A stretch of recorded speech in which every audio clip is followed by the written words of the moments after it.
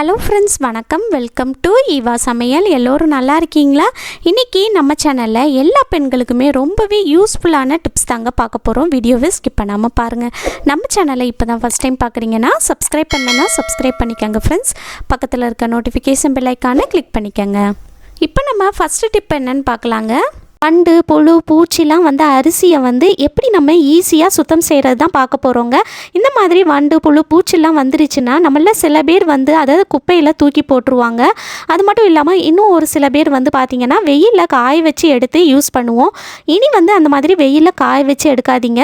வெயிலில் காய வைக்கிறதுனால பார்த்திங்கன்னா இதில் இருக்கிற ஊட்டச்சத்து குறையுங்க. அது மட்டும் இல்லாமல் இந்த அரிசியில் இருக்கிற டேஸ்ட்டுமே கம்மியாகும்னு சொல்லுவாங்க. ஸோ நம்ம வீட்டிலேயே ஒரு நிமிஷத்தில் எப்படி ஈஸியாக இந்த வண்டை ரிமூவ் பண்றதுன்னு பார்க்கலாம். இது போல ஒரு அகலமான பாத்திரம் எடுத்துக்கங்க. இதுக்கு நம்ம காய்கறி கிளீன் பண்ற வடிகட்டி இருக்கு பாருங்க. இந்த மாதிரி சின்ன சின்ன ஓட்டை போட்ட வடிகட்டி உங்க வீட்டில் இருந்துச்சுன்னா எடுத்துக்கங்க. இதுல நம்ம அந்த வண்டு அரிசியை சேர்த்துக்கலாங்க. இதை நீங்க கிளீன் பண்றப்ப வெளியே வச்சு கிளீன் பண்ணுங்க. வீட்டுக்குள்ள வச்சு கிளீன் பண்ணாதீங்க. வீட்டுக்குள்ள வச்சு கிளீன் பண்ணோம் அப்படின்னா அந்த வண்டு எல்லாமே குடுக்குடுன்னு நம்ம வீட்டுக்குள்ள ஓடி வந்துருங்க. ஸோ வெளியே வச்சு கிளீன் பண்ணுங்க. இது போல அரிசியை இந்த ஜல்லடையில கொஞ்சம் கொஞ்சமா சேர்த்து நம்ம நல்லா ஜலிச்சு எடுத்துக்கலாங்க. இந்த மாதிரி நம்ம ஜலிச்சு எடுக்கும்போது பார்த்தீங்கன்னா அரிசியில் இருந்த வண்டி எல்லாமே நம்ம அடியில் வச்சிருந்த இந்த பாத்திரம் இருக்கு பாருங்க, இதில் வந்துடும். இப்போ பாருங்க ஃப்ரெண்ட்ஸ், நான் ஃபுல்லாகவே நல்லா ஜலிச்சு எடுத்துட்டேன். இப்போ அந்த அரிசியில் இருந்த வண்டி எல்லாமே ரிமூவ் ஆயிருச்சு பாருங்க. இப்போ இந்த அரிசி எவ்வளோ சுத்தமாக இருக்குன்னு. இதுக்குள்ளே இருந்த அந்த பூச்சி வண்டு எல்லாமே காணாமல் போயிடுச்சு பாருங்க. அந்த வண்டி எல்லாமே நம்ம அடியில் வச்சிருக்கிற அந்த பாத்திரத்தில் நமக்கு வந்துருச்சுங்க. இந்த வண்டி எல்லாத்தையுமே நீங்கள் வெளியே கொட்டிட்டு இந்த பாத்திரத்தை நீங்கள் கழுவி எடுத்துக்கலாம். கண்டிப்பாக ட்ரை பண்ணி பாருங்க. இப்போ நம்ம செகண்ட் டிப் என்னன்னு பார்க்கலாங்க. நம்ம எல்லார் வீட்லேயும் இந்த மாதிரி பழங்கள்லாம் நிறைய வாங்கி ஸ்டோர் பண்ணி வைப்போம் இல்லையா? சில பேர் ஃப்ரிட்ஜுக்குள்ளே ஸ்டோர் பண்ணி வைப்பாங்க. ஆனால் நம்ம சில பேர் இந்த மாதிரி ஃப்ரூட் பேஸ்கெட்டில் போட்டு வெளியே தான் வைப்போம். அந்த மாதிரி இருக்கிறப்ப இந்த பழங்களோட ஸ்மெல்லுக்கு பார்த்திங்கன்னா சின்ன சின்ன ஈக்கள், கொசுக்கள், சின்ன சின்ன பூச்சிலாம் வரும் இல்லையா? அது வராமல் இருக்கிறதுக்கு ஒரு சூப்பரான டிப் என்னென்னு பார்க்கலாங்க. இந்த ஃப்ரூட் பேஸ்கெட்டை நம்ம ஒரு ஓரமாக எடுத்து வச்சுட்டு இந்த மாதிரி ஒரு சின்ன டிஷ்யூ பேப்பர் எடுத்துக்கோங்க. உங்கள் வீட்டில் டிஷ்யூ பேப்பர் இல்லை அப்படின்னா நியூஸ் பேப்பர் கூட நீங்கள் யூஸ் பண்ணிக்கலாம். இதை இந்த மாதிரி மடித்து எடுத்துக்கங்க. இந்த மாதிரி மடித்து எடுத்துட்டு இதில் ஃபஸ்ட்டு நம்ம பேக்கிங் சோடா சேர்க்க போகிறோம். அதாவது ஆப்ப சோடான்னு சொல்லுவோம் இல்லையா? அதுதான். இதில் 1 ஸ்பூன் அளவுக்கு எடுத்து சேர்த்துக்கங்க. இப்போ அடுத்ததாக இதில் 2 கிராம்பு எடுத்து அந்த பேக்கிங் சோடாவுக்கு மேலே சேர்த்துக்கங்க. சேர்த்துட்டு இந்த மாதிரி டிஷ்யூ பேப்பரை நம்ம நல்லா மடித்து எடுத்துக்கலாங்க. மடித்து எடுத்துட்டு டைட்டாக நம்ம ஒரு ரப்பர் பேண்ட் போட்டு வச்சுட்டு இந்த மாதிரி அந்த ஃப்ரூட் பேஸ்கெட்டில் நம்ம பழங்கள் வச்சுருப்போம் இல்லையா? அதுக்குள்ளே போட்டு விட்டுடலாம். இந்த மாதிரி வைக்கிறப்ப பார்த்தீங்கன்னா இந்த பேக்கிங் சோடா, கிராம்பு இதுக்கு பார்த்தீங்கன்னா கொசு, ஈ, சின்ன சின்ன பூச்சி எதுவுமே வராதுங்க. கண்டிப்பாக ட்ரை பண்ணி பாருங்கள். இந்த டிப் பிடிச்சிருந்துச்சுன்னா லைக் பண்ணி ஷேர் பண்ணிக்கோங்க. இப்போ நம்ம தேர்ட் டிப் என்னன்னு பார்க்கலாங்க. நம்ம வீட்டில் பீரோலெல்லாம் நிறைய துணி அடுக்கி வச்சுருப்போம். சில நேரங்களில் நமக்கு துணி அடுக்கி வைக்கிறதுக்கு இடம் இருக்காது. அந்த மாதிரி இருக்கிறப்ப இந்த ஐடியா உங்களுக்கு ரொம்பவே யூஸ்ஃபுல்லாக இருக்கும். இதுக்கு இந்த மாதிரி ஒரு ஹேங்கர் எடுத்துக்கோங்க. அதுக்கப்புறமா நான் 2 சால் எடுத்திருக்கேன். இந்த 2 சாலை இந்த மாதிரி ஹேங்கரில் போட்டு விட்டுருங்க. பாருங்கள், இந்த மாதிரி 2 சைடும் போட்டு விட்டுருங்க. இந்த மாதிரி சாலை நீங்கள் 2 சைடும் கீழே ஈக்குவலாக ஹைட் இருக்கிற மாதிரி போட்டு விட்டுருங்க. அதுக்கப்புறமா இதுக்கு மேலே நம்ம 2 கிளிப்பு போட்டு விட்டுறலாம். பாருங்கள், இந்த மாதிரி நீங்கள் கிளிப் போட்டு விட்டுருங்க. இப்போ அடுத்ததான் நமக்கு தேவைப்படுறது என்னென்னா ரப்பர் பேண்டு. நம்ம வீட்டில் இந்த மாதிரி ஹேர் பேண்டுலாம் வச்சுருப்போம் இல்லையா? அதை எடுத்து இந்த மாதிரி சாலுக்குள்ளே போட்டு விட்டுருங்க. உங்கள் வீட்டில் ரப்பர் பேண்ட் கொஞ்சம் லூஸாக இருக்கிற மாதிரி இருந்துச்சுன்னா நீங்கள் 2 மடிப்பு கூட மடித்து போட்டு விட்டுக்கலாம். இப்போது ஒரு ரப்பர் பேண்ட் போட்டு விட்டதுக்கப்புறமா கீழே கொஞ்சம் இடம் விட்டு இந்த மாதிரி இன்னொரு ரப்பர் பேண்ட் போட்டு விடுங்க. இந்த மாதிரி நீங்கள் உங்கள் சாலோட ஹைட்டுக்கேற்ப நீங்கள் எவ்வளோ வேணுமோ போட்டு விட்டுக்கலாம். இந்த மாதிரி கொஞ்சம் கேப் விட்டு விட்டு போட்டு விடுங்க. உங்கள் வீட்டில் ரப்பர் பேண்ட் இல்லை அப்படின்னா இதுக்கு பதிலாக நம்ம வளையல் இருக்குது பாருங்கள், அது கூட யூஸ் பண்ணிக்கலாம். இப்போ பாருங்கள், இந்த ரப்பர் பேண்ட் கொஞ்சம் லூஸாக இருக்குது. அதனால நான் 2 மடிப்பு மடித்து எடுத்திருக்கேன். இந்த மாதிரி கூட நீங்கள் யூஸ் பண்ணிக்கலாம். இப்போ பாருங்கள், நான் 2 சால்லையுமே ரப்பர் பேண்ட் போட்டு விட்டுட்டேன். நான் 3 ரப்பர் பேண்ட் போட்டு விட்டுருக்கேன் ஒரு சாலில். இன்னொரு சாலில் 3 ரப்பர் பேண்ட் போட்டு விட்டுருக்கேன். அதுக்கப்புறமா இதோட எண்டில் இந்த மாதிரி நல்லா டைட்டாக ஒரு முடிச்சு போட்டு விட்டுருங்க. இப்போ இதை அப்படியே எடுத்துகிட்டு போய் நம்ம வீட்டில் ரூமில் ஏதாவது ஆணி இருந்துச்சுன்னா அதில் கூட நீங்கள் தொங்க போட்டு யூஸ் பண்ணிக்கலாம். அல்லது உங்கள் வீட்டில் ஸ்டிக்கர் ஹூக் இருக்குது பாருங்கள், அது இருந்துச்சுன்னா அந்த ஸ்டிக்கர் ஹூக்கை செவரில் நீங்கள் ஒட்டி விட்டுட்டு அதில் கூட நீங்கள் இந்த ஹேங்கரை மாட்டி விடலாம். அல்லது நம்ம வீட்டில் வந்து பீரோவோட டோர் இருக்குது பாருங்கள், அந்த டோருக்கு பின்னாடி வந்து இந்த ஸ்டிக்கர் ஹூக்கை வந்து ஒட்டி விட்டுட்டு அதில் கூட நீங்கள் வந்து தொங்க விட்டுக்கலாம். இப்போ அடுத்ததாக இந்த ரப்பர் பேண்ட் வந்து நம்ம போட்டு விட்டுருக்கோம் இல்லையா, அந்த கேப்லலாம் நம்ம வந்து இந்த மாதிரி துணி எடுத்து மாட்டி விட்டுடலாம். பாருங்கள், நம்ம வீட்டில் வந்து பீரோவில் இடம் இல்லை அப்படின்னா நீங்கள் இந்த மாதிரி செய்யலாம். கொஞ்சம் மெல்லிசான துணியாக இருந்துச்சுன்னா நீங்கள் 2 துணி கூட மாட்டி விடலாம். உங்கள் வீட்டு பீரோவில் இந்த மாதிரி ஹேங்கர்லாம் மாட்டுறதுக்கு ரேக்கு கொடுத்துருக்காங்க அப்படின்னா அதில் கூட நீங்கள் வந்து இதை தொங்க விட்டுக்கலாம். இந்த மாதிரி உங்கள் வீட்டில் வெளியே மாட்டுறதுக்கு உங்களுக்கு பிடிக்கலை அப்படின்னா நான் ஃபஸ்ட்டே சொன்ன மாதிரி உங்கள் வீட்டில் இருக்கிற பீரோவை வந்து ஓப்பன் பண்ணிவிட்டு அந்த டோருக்கு பின்னாடி இந்த மாதிரி ஸ்டிக்கர் ஹூக்கு வந்து ஒட்டி விட்டுட்டு அதில் கூட நீங்கள் வந்து இந்த மாதிரி ஹேங்கரை வந்து தொங்க விட்டு கூட நீங்கள் டோரை வந்து க்ளோஸ் பண்ணிக்கலாம். கண்டிப்பாக ட்ரை பண்ணி பாருங்கள். இந்த ஐடியா பிடிச்சிருந்துச்சுன்னா லைக் பண்ணிக்கோங்க. உங்கள் ஃப்ரெண்ட்ஸ் கூடயும் ஃபேமிலி மெம்பர்ஸ் கூடயும் ஷேர் பண்ணிக்கோங்க. இப்போ நம்ம 4th டிப் என்னன்னு பார்க்கலாம். சில பேர் சொல்லுவாங்க, வாஷிங் மிஷினில் துணி துவைக்கும் போது சரியாக அழுக்கு போகலை அப்படிங்கிற கவலை இருக்கும் இல்லையா, அந்த மாதிரி இல்லாமல் நம்ம வந்து ஊற வச்சு கையை வச்சு துவைச்சா எந்த அளவுக்கு நம்ம வந்து பளிச்சுன்னு துவைக்க முடியுமோ அதே போல் வாஷிங் மிஷின்லேயும் நம்ம வந்து ஊற வச்சு துவைக்கலாங்க. எந்த வித அழுக்கும் இல்லாமல் பளிச்சுன்னு துவைக்கலாங்க. அது எப்படின்னு பார்க்கலாம். முக்கியமாக நம்ம வாஷிங் மிஷினில் துணி துவைக்கும் போது கவனிக்க வேண்டிய விஷயம் என்னென்னா, எப்போவுமே நம்ம வந்து ட்ரம் ஃபுல்லாக நிரம்புற மாதிரி துணி போடவே கூடாதுங்க. இந்த மாதிரி முக்கால் அளவுக்கு நிரப்புற மாதிரி தான் துணி போடணும். அப்போ தான் நமக்கு வந்து துணியில் இருக்கிற அழுக்கு எல்லாமே நீக்கி நல்லா துவைச்சி கொடுக்குங்க.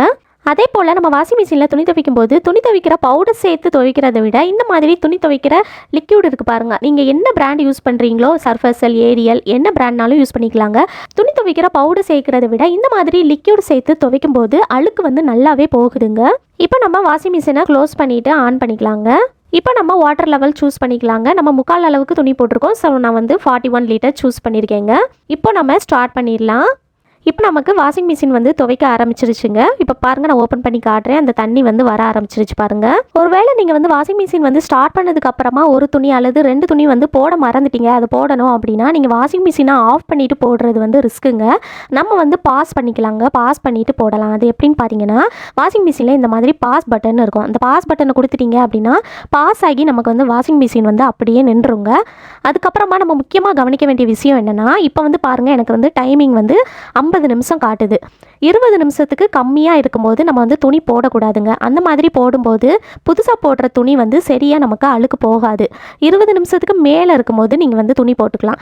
நமக்கு வந்து 50 நிமிஷம் தான் காட்டுது. ஸோ நான் வந்து போட வேண்டிய துணியை வந்து உள்ளே போட்டுட்டேங்க. போட்டுட்டு மறுபடியும் நம்ம வந்து ஸ்டார்ட் பண்ணிக்கலாங்க. வாஷிங் மிஷினை க்ளோஸ் பண்ணிவிட்டு நம்ம ஸ்டார்ட் கொடுத்துடலாம். ஸ்டார்ட் கொடுத்துட்டிங்க அப்படின்னா மறுபடியும் நமக்கு வந்து வாஷிங் மிஷின் வந்து துவைக்க ஆரம்பிச்சிடும். பாருங்கள், விட்ட டைமில் இருந்தே நமக்கு வந்து துவைக்க ஆரம்பிச்சிடும். இப்போ நம்ம வாஷிங் மிஷின்லேயே துணியை வந்து ஊற வச்சு எப்படி துவைக்கிறதுன்னு பார்க்கலாங்க. வாஷிங் மிஷின் ஓப்பன் பண்ணி பார்த்துடலாம். நம்ம வந்து 41 லிட்டர் சூஸ் பண்ணியிருந்தோம். முக்கால் ட்ரம் நிரம்புற அளவுக்கு தண்ணி நிரம்பிடுச்சு பாருங்கள். இந்த மாதிரி துணி வந்து நல்லா மூழ்கிற அளவுக்கு தண்ணி வந்ததுக்கப்புறமா நம்ம வந்து வாஷிங் மிஷினை வந்து பாஸ் பண்ணிடணுங்க. இப்போ வந்து மறுபடியும் நம்ம வந்து பாஸ் பட்டனை கொடுத்துடலாம்.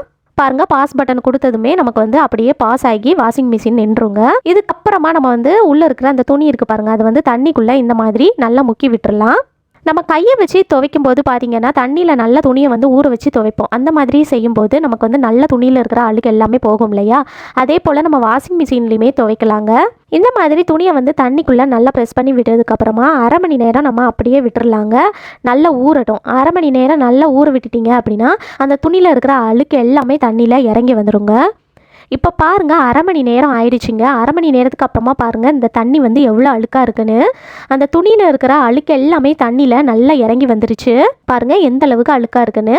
இப்போ நம்ம வாஷிங் மிஷினை ஸ்டார்ட் பண்ணிடலாங்க. பாருங்கள், மறுபடியும் நம்ம வந்து ஸ்டார்ட் பண்ணிட்டோம் அப்படின்னா விட்ட டைமில் இருந்து நமக்கு வந்து ரன் ஆக ஆரம்பிச்சிடும். இப்போ நம்ம வாஷிங் மிஷினை க்ளோஸ் பண்ணிடலாங்க. துவைச்சி முடிக்கட்டும். துவைச்சி முடிச்சதுக்கப்புறமா நான் எப்படி இருக்குன்னு காட்டுறேன்.